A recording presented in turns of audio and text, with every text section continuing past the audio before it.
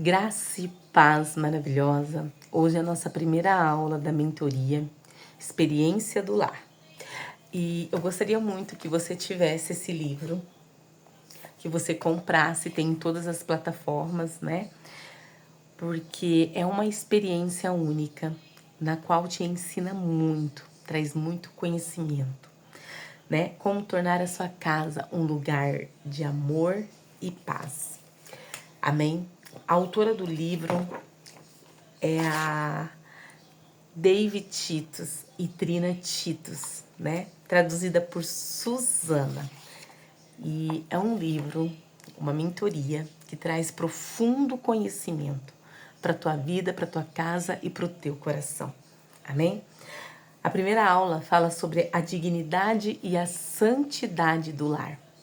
E Provérbios 24, do 3 ao 4, diz assim: com sabedoria se constrói a casa e com entendimento ela se fortalece.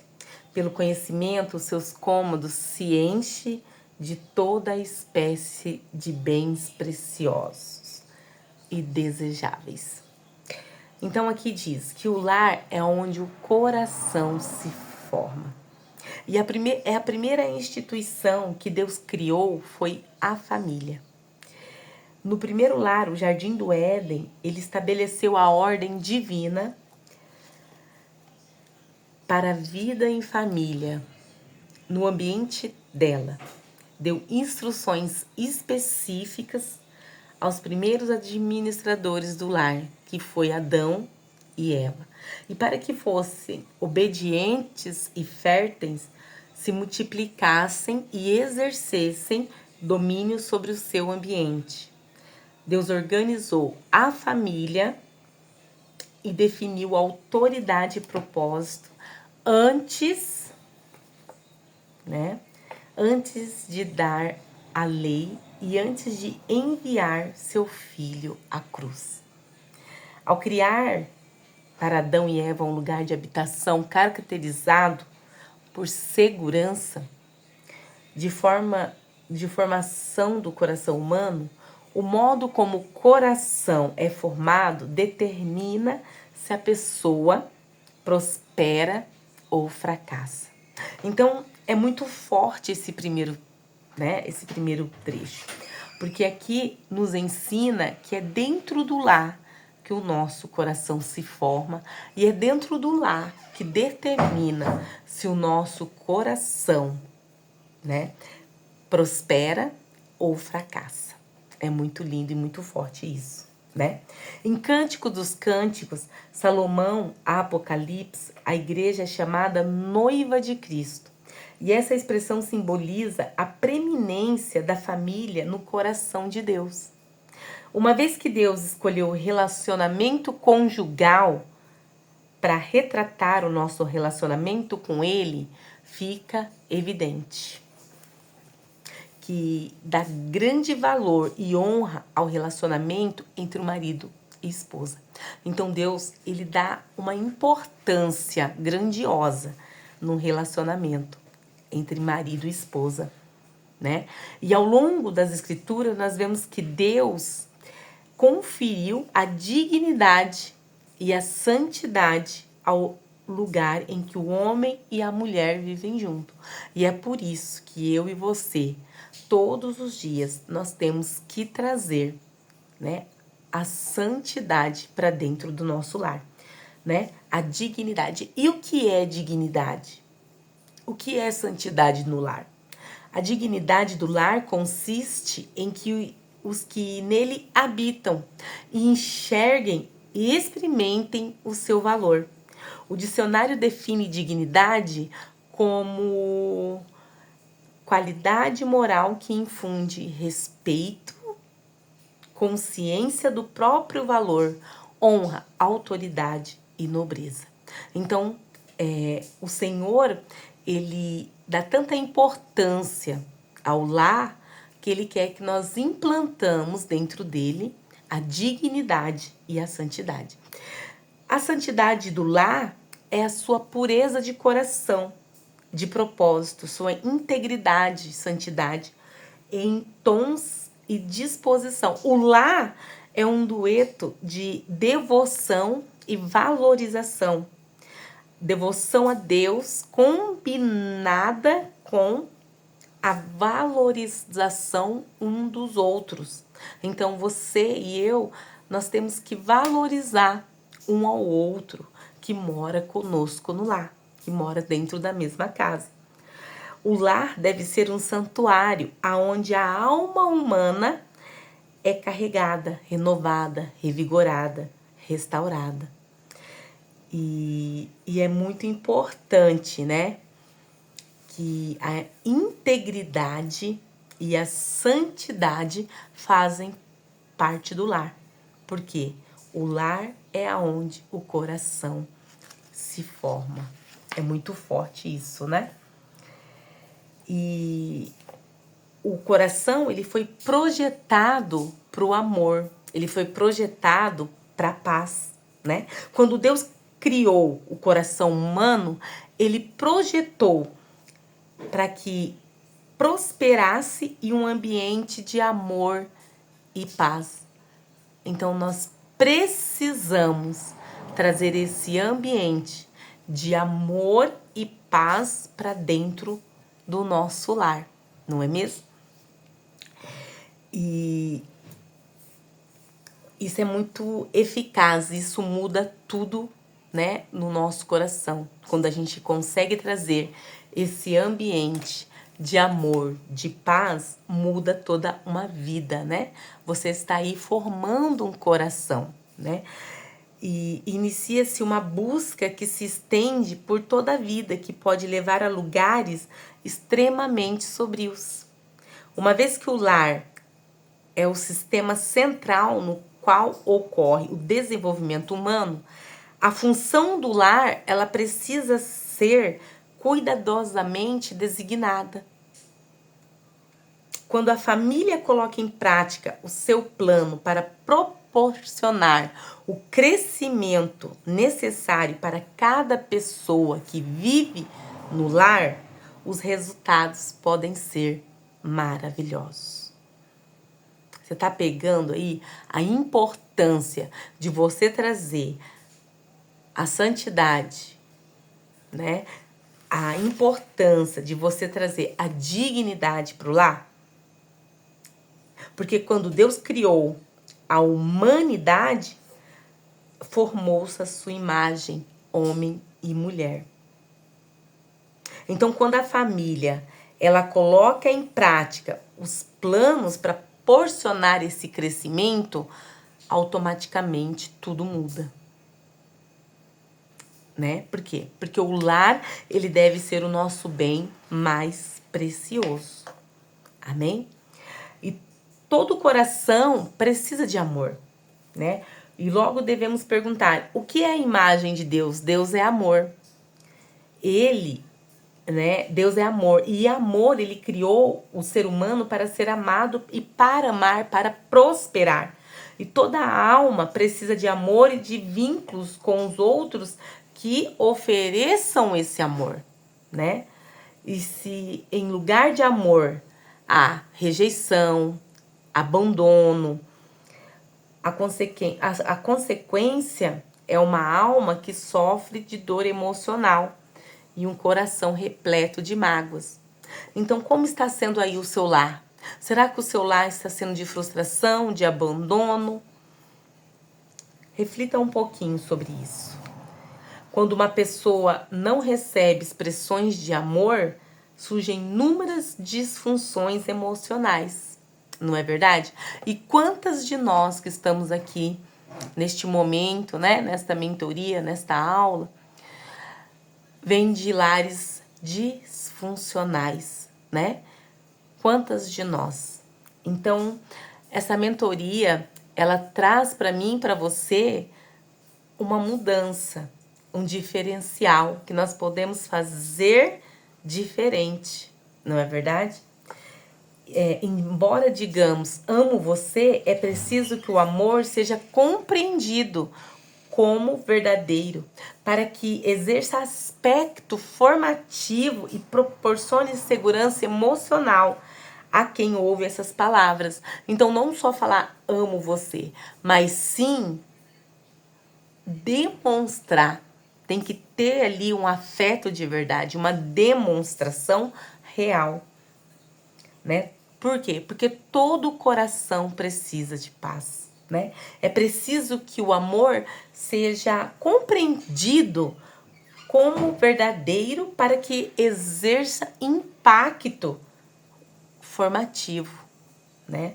Então, em João 3,16 a 17, diz assim: porque Deus amou tanto o mundo que deu seu Filho único para que todo o que nele crê não pereça, mas tenha vida eterna. Deus enviou o seu Filho ao mundo não para condenar o mundo, mas para salvá-lo por meio dele. Olha que forte, né? E em Lucas, do 2 ao 10 a 14, né? Capítulo 2, versículo do 10 ao 14, diz assim: Cristo, ó Senhor, vocês os reconheceram por este sinal. Encontrarão o bebê enrolado em faixas de pano, deitado em uma manjedoura. E de repente juntou-se ao anjo uma grande multidão do exército celestial, louvando a Deus e dizendo: glória a Deus nos mais altos céus e paz na terra àqueles de que Deus se agrada. Então é muito forte. Nós temos paz quando, pela fé, cremos que Jesus é o Filho de Deus, né? O amor de Deus nos dá a paz, né? O amor de Deus, ele tem que ser a sua paz. Você tem que ter essa paz, né? Porque Deus criou a humanidade para que precise dele. Amor também nos criou para que precisemos de Jesus, o nosso Salvador. Pense no amor e na paz da seguinte forma: Deus, amor, Jesus, paz. E agora veja as palavras de Jesus que se encontram em João, capítulo 14, 6. Diz assim: eu sou o caminho, a verdade e a vida, e ninguém pode vir ao Pai senão por mim. Então, tendo em vista esse versículo, uma vez que Jesus é o único caminho para Deus, podemos dizer que o amor só é verdadeiro revelado por meio da paz. A equação final é paz. Amor, sua família só se sentirá amada quando houver paz em seu lar. Quando a paz está presente, o amor está presente. O coração viceja. Então, como que anda a tua casa? Será que o teu coração ele está em conformidade com a paz que Deus nos entrega, com a paz que Deus nos dá? Porque o lar é a base da sociedade humana. O amor só é verdadeiramente revelado por meio da paz. Nós temos que ter paz no nosso lar. Isso é muito importante. E se você está aqui, é porque o Senhor ele quer que você seja esse instrumento de paz. Essa pessoa que vai fazer a diferença na tua casa, no teu lar, né? Então, um dos livros mais lindos de todos os tempos é O Declínio e Queda do Império Romano. É o Declínio e Queda do Império Romano. E nessa série de 6 volumes, Edward Gibbon fornece 5 motivos básicos porque grandes civilizações definharam e morreram. E eu vou querer compartilhar com você os 5 motivos. Anotem aí. O enfraquecimento da dignidade e da santidade do lar, a base da sociedade humana. O segundo é imposto cada vez mais alto, o uso do dinheiro público para custear o pão e circo para o povo. O terceiro é paixão ensandecida por prazer, por esporte mais brutais e imorais a cada ano. E o quarto é a construção de armamentos de grandes proporção, quando o verdadeiro inimigo era interno, a deteriorização das responsabilidades individuais. E o quinto é a detorização da religião, fé transformada em mera formalidade, sem vínculo com a vida, sem poder para guiar o povo. Então, o lar é a base do desenvolvimento humano, né? E no Salmo 101, 2 diz: viverei com integridade em minha própria casa e não olharei para coisa alguma que seja má e vulgar. Por isso que nós temos que buscar a integridade e a santidade para dentro dos nossos lares. É de suma importância. Amém? E como uma casa se torna um lar? Anota aí. O lar não é uma atividade. Também não é apenas uma estrutura física aonde a família reside. Ele foi criado para ser um ambiente estimulante para os relacionamentos pessoais dos membros da família. Lembre-se que o lar é a base da sociedade humana. É onde o coração é formado, né? Então podemos concluir, portanto, que devemos melhorar as nossas condições no lar. E no Salmo 101 diz assim: viverei com integridade em minha própria casa e não olharei para coisa alguma que seja má ou vulgar. Então, nessa primeira aula, nessa primeira mentoria, eu quero intronizar, né, injetar na sua veia que você precisa trazer a integridade e a santidade para dentro do teu lar. Porque o ambiente familiar da residência define o destino daqueles que ali moram. Então, quando você traz santidade e dignidade, você está definindo, né? Você está definindo, né, as futuras residências, né, que vão se formar. Você está definindo os futuros lares que estão por vir, né? Então, relacionamento exige o quê? Exige tempo de convivência, né? Relacionamento precisa tempo de convivência, né? Você precisa reservar, gastar tempo, né, para viver e conviver com as pessoas dentro do seu lar. Você precisa entender os valores do lar, né? Você não, tem que tomar muito cuidado para não substituir as conversas por mensagem de texto. Quantas famílias hoje em dia só conversam por mensagem de texto, em vez das pessoas atraírem a atenção uma das outras conversando face a face? Quantas pessoas vivem dentro de lares isoladas dentro dos seus próprios quartos, não é mesmo? Quantas vidas vivem só na internet, vendo os vídeos e deixando os filhos, esposa, esposos para lá?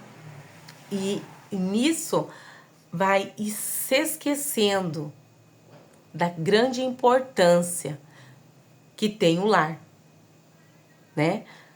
Se reunir na mesa, né, para entender, para conversar, tá cada vez mais raro, tá cada vez mais difícil, não é mesmo? Nós precisamos criar tempo, né? Nós precisamos trazer a nossa família para dentro da nossa casa, porque os ambientes e a internet está isolando um a um, não é verdade? E os cômodos falam. Você sabia que os cômodos falam? Criar um ambiente de amor, de paz, incentiva os membros da família buscarem refúgio em casa e não longe dela. Por isso que é importante você também criar ambientes dentro da tua casa com o que você tem, Isso não envolve luxo, né? Mas envolve criar tempo, envolve se preocupar, envolve criar um lar. Não é verdade? Porque casada ou solteira, você é a guardiã do seu lar, né? Aquela famosa frase sente-se, converse comigo, você é importante, eu quero a sua companhia. Isso está ficando cada vez mais raro. Isso está sendo substituído por mensagens, por videozinhos. Não é verdade? Então, no livro de Tito 2:3-5, diz assim: as mulheres mais velhas devem instruir as mulheres mais jovens a amar o marido e os filhos, a viver com sabedoria e pureza e a trabalhar no lar, a fazer o bem e a ser submissa ao marido. Assim, não envergonharão a palavra de Deus. E essa passagem, ela define claramente a incumbência, né, da mulher de se preservar de modo relacional, responsabilidades e valores femininos, né? Cada geração, ela deve transmitir esses ensinamentos para as mulheres mais jovens. Nós temos que ensinar as mais jovens. Amém? Devemos ensiná-la a amar os maridos, aos filhos, a ser sensatas, né, e puras, a trabalhar no lar, né? Quantas mulheres hoje em dia não têm prazer dentro das suas próprias casas de lavar uma louça, um banheiro, né? Mas nós, mulheres mais velhas, nós temos que ensinar as mais novas a amar o seu lar, porque o lar é onde o coração se forma, né? E eu quero que você preste atenção especialmente nessas palavras: trabalhar no lar. O que significa? Né? Habitação é guardar, é ser uma verdadeira guardiã no seu lar. Amém? Porque você é uma guardiã e precisa ser uma guardiã da paz. Ser guardiã da paz é um chamado nobre, né? Significa que você é guardiã da sua boca, de suas atitudes, de seu ambiente e de tudo que entra nele, né? Você precisa ser uma guardiã, né? Porque a mulher, ela deve ser a guardiã da sua habitação, né? Então, nós vamos falar um pouco agora sobre os dispositivos eletrônicos, né? Faz muito tempo, né, que a gente educa os nossos filhos, nossa família, as crianças, adolescentes, né? Só que agora não mais como as nossas bisavós educava, por causa, como eu tinha dito um pouco antes, por causa dos aparelhos eletrônicos estão tomando conta dos lares, não é mesmo? Então, o que precisa? Tem algumas recomendações que se encontram nesse grandioso livro. E uma das recomendações é: defina períodos em que todos os membros da família usarão os seus dispositivos eletrônicos ao mesmo tempo. Durante todos os outros períodos devem ficar longe dele, né? Nós temos que ter um tempo de qualidade com os filhos, com o marido, né? Definir o tempo de celular. Eu deixo para você refletir. Conversar com os filhos sobre os perigos que se encontra online. E como proteger, como saber se realmente aquilo é verdade, se aquilo vai te ajudar, né? E se os filhos têm idade suficiente, conquistarão o privilégio de ter dispositivos eletrônicos no quarto, remova, né? O bom é remover-se, né? Aqui na mentoria nos ensina que nós devemos remover-se na hora de dormir, né? Ficar longe desses aparelhos eletrônicos, né? Ficar longe das redes sociais, tirar um tempo sem as redes sociais. E isso tá cada vez mais impossível, né? Tá cada vez mais impossível. E aí eu quero perguntar para você que tá aqui comigo: quanto tempo você consegue ficar sem o seu celular?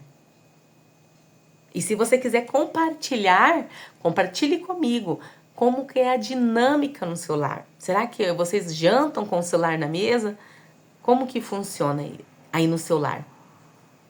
Né? Nós precisamos estar focadas e deixar penetrar no nosso coração, que o lar é onde o coração se forma, né? É onde gerações e gerações vão prosseguir e vão permanecer, vão continuar, né?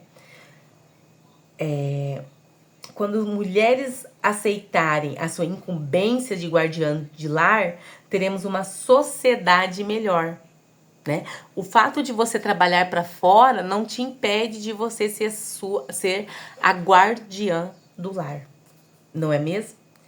E além disso, as redes sociais trazem para os celulares os valores da sociedade, cuja cultura popular faz uma lavagem cerebral, tanto nas mulheres, né, tanto em nós, como nos filhos. Então, nós temos que ficar atentas, nós temos que sermos vigilantes e sábias, né? E aqui fala muito mais coisa. É por isso que é tão importante que você adquira este livro. Não é tarde demais para se reconstruir, né? Se aí precisa ajustar algumas coisas no seu lar para que você se torne uma verdadeira guardiã de paz, nunca é tarde para você se recompor, se reconstruir, mudar a chave. Amém? Reunir-se com a família, incentivar a mudanças aonde for necessária, promover a dignidade do lar, trabalhar juntos para melhorar os hábitos. Isso é muito importante. À medida que alinharem a vida diária com a caminhada com Deus, poderão restaurar cada vez mais a dignidade e a santidade do seu lar, experimentar o amor. Cada vez mais que vocês experimentarem, né, da dignidade, da santidade do lar, cada vez que vocês se colocarem como guardiã de paz dentro do teu lar, né, você vai experimentar automaticamente o amor de Deus, né? O amor que é a paz de Deus, né? Esse é o alvo do nosso primeiro vídeo, do nosso primeiro encontro aqui, da nossa primeira mentoria. Qual que é o alvo, né? Nos encontrarmos com o amor de Deus dentro do nosso lar. Amém? Isso é muito forte, isso é muito, muito, muito lindo. E indo aqui para outra parte, né, do livro, que fala que o lar é um lugar de paz, né? De ordem, é um estilo de vida, nós temos que administrar as nossas prioridades, né? Um valor de ordem, né? No Salmo 90:12 diz: ajuda-nos a entender como a vida é breve, para que vivamos com sabedoria. Então, nós temos que ter o quê? Sabedoria, né? Administrar as prioridades, né? As prioridades, administrar o nosso tempo, isso é muito importante, porque todos nós temos a mesma porção de tempo todos os dias, né?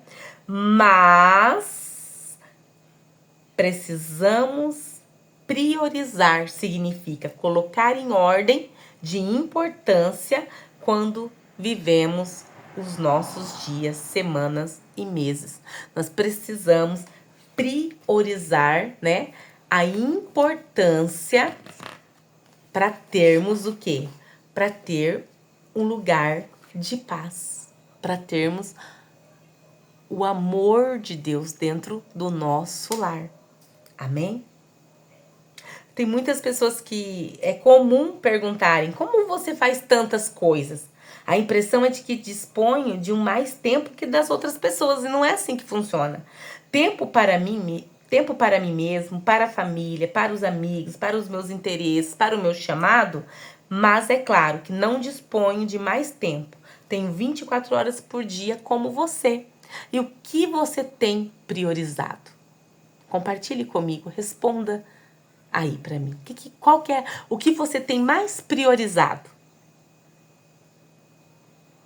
Em Efésios 5:15 diz: portanto, sejam cuidadosos em seu modo de vida e não vivam como insensatos, mas como sábios. Aproveitem ao máximo todas as oportunidades neste dia. Então, se você consegue levantar 5 horas, levante 5 horas, né? Organize o seu lar, organize suas prioridades, sirva o seu chamado, né? Mas esteja presente de corpo e alma dentro do seu lar, né? Mateus 11:30 diz: o meu jugo é fácil de carregar e o fardo que lhe dou é leve. E esse livro, ele é muito eficaz, essa mentoria é muito linda, porque além de penetrar no nosso coração, que o lar é onde o coração se forma, também nos faz entender a importância das nossas prioridades. E quais têm sido as suas prioridades? A primeira prioridade precisa ser o temor a Deus. Sem temor, respeito do Senhor, uma mulher pode se tornar egocêntrica, preocupada ou desocupada. 3 atitudes destrutivas. Aprendi com os meus pais a temer o Senhor, a ser obediência. Tudo ia bem se você for obediente, né? Porque desobedecer, você vai sofrer consequência. É assim com os nossos pais, né? E essa consequência nos leva a tomar melhores decisões da próxima vez, para que você não erre mais, para que você não sofra consequências de escolhas, de horários, de tempos errados, né?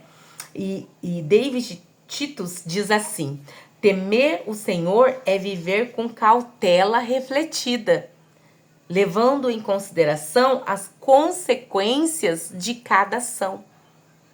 Então, a primeira prioridade que você deve ter é temer ao Senhor, né? É compulsão por obedecer decorrente de referência. É convicção de que Deus sempre fala sério. Para Deus é muito importante o nosso tempo. Será que para você tem sido importante? O que você tem feito com o teu tempo? Quais são as suas prioridades? Como você tem desfrutado dessas 24 horas que o Senhor te entregou? Eu quero que você responda essas perguntas. A gente tem que viver de modo cauteloso, né? Modo de vida cauteloso. Nós temos que viver de modos, né? De modo inteligente. Essa é a palavra. Nós precisamos colocar Deus em primeiro lugar. Não deixar de ler a palavra, de se reunir com os outros cristãos, de participar da igreja. Essas disciplinas são de extrema importância para que a gente possa buscar o amor de Deus com a nossa vida, né? Então, ter sabedoria, conhecimento, longevidade, proteção e livramento, tudo isso precisamos trazer para dentro do nosso lar. Segurança e refúgio para a família, tudo isso são fontes de vida, né? Então, quais têm sido a sua prioridade? A primeira prioridade é o temor ao Senhor. A segunda prioridade precisa ser o seu marido. Para quem é casada, é claro. Em 2 Coríntios 7:34 diz: a mulher casada precisa pensar em suas responsabilidades aqui na terra e em como agradar ao marido. Essa é a sua principal vocação. É ser uma ajudadora. Será que você, mulher casada, está sendo uma ajudadora? É forte, né? E para finalizar essa primeira mentoria, diz assim: uma vez que o marido confia nela, não lhe faltará nada de valor. Provérbio 31:11. Ele tem plena confiança na esposa porque ela é leal, edifica outros e sempre os trata com bondade. Ela lhe faz o bem e não o mal todos os dias da sua vida. ela é elogiada pelo marido. Então, é de suma importância dedicar tempo aos filhos. Tenha em mente, porém, que a vontade de Deus é que o marido e a esposa passem mais tempo um com o outro, fortalecendo seus vínculos que com os filhos. Então, o marido e a esposa, eles precisam estar mais conectados do que com os filhos. E para quem não é casada, 1 Coríntios 7,34 diz: a mulher que não é casada ou que nunca se casou pode se dedicar ao Senhor e ser santa de corpo e espírito. E a terceira prioridade é a casa. Então, a primeira é temer ao Senhor, a segunda é o seu esposo e a terceira é a sua casa. Ela precisa estar organizada, limpa, cuidada, né? Mas não se preocupe se você não der conta, né? Faça um dia, um pouco de cada vez. Não é verdade? Os benefícios de uma família que tem como centro o casamento são grandes tanto para o filho como para os pais. Então essa foi a terceira prioridade. A quarta prioridade é os filhos. O Salmo 127:3 diz: os filhos são um presente do Senhor, é uma recompensa que Ele dá. A quinta prioridade é a sua vida pessoal. É a quinta prioridade. Provérbios 31:18 diz: sua lâmpada permanece acesa à noite e em meio a problemas, privações e tristezas, afastando o medo, a dúvida e a desconfiança. Falar com sabedoria que revela o seu conhecimento de Deus. Manter uma atitude agradável a respeito dos seus deveres. E a sexta prioridade, né? Nossa vida pública muitas vezes ocupa o primeiro lugar e não deve ser. A nossa vida pública, ela precisa ocupar o sexto lugar da prioridade, né? Amém?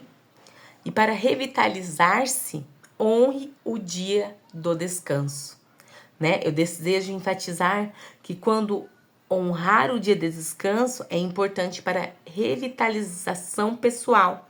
Deus nos diz claramente que podemos trabalhar com o afinco durante 6 longos dias por semana, mas que devemos suspender o nosso trabalho e descansar.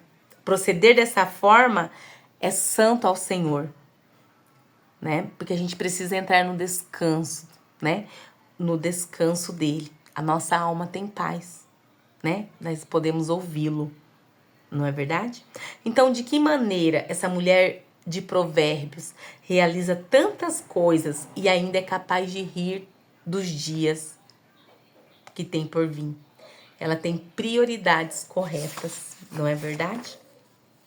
Então, os passos práticos de como começar a priorizar é: ore em atitude de oração, né? Para perguntar para o Senhor se você está dando as prioridades certas, se você está correta nas suas prioridades. Perguntar-se qual é o motivo de você agir como age, né? E você precisa ser vulnerável e honesta para responder, não é verdade? Faça uma lista. Prepare uma relação das suas atividades rotineiras. É de suma importância, é uma dádiva você entender como funciona o seu dia. Então, recapitulando, as prioridades: temor do Senhor, o meu marido, minha casa, meus filhos, minha vida particular e minha vida pública, que é a última. Então, isso você não pode esquecer jamais. E eu quero finalizar essa primeira aula em Mateus 11:28, que diz assim: venham a mim, todos vocês que estão cansados e sobrecarregados, eu lhe darei descanso. Tomem sobre vós o meu jugo. Deixem que eu lhe ensine, pois sou manso e humilde de coração, e encontrarão descanso para a alma. Vivam em harmonia e paz. Então, o Deus de amor e paz estará com vocês. Amém? Glória a Jesus. Então, até a nossa próxima aula. Perguntas, dúvidas, podem me mandar. Graça e paz.